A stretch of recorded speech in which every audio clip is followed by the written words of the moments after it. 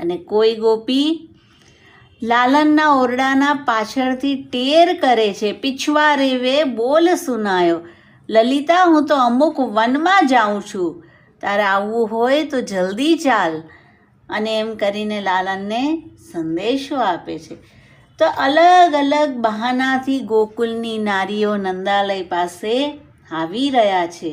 સુંદર બદન બીનું દેખે કલ ન પરત, શ્રી ઠાકોરજીના સુંદર વદનને નિહાળ્યા વિના કલ એટલે કે ક્યાંય ચેન પડતું નથી.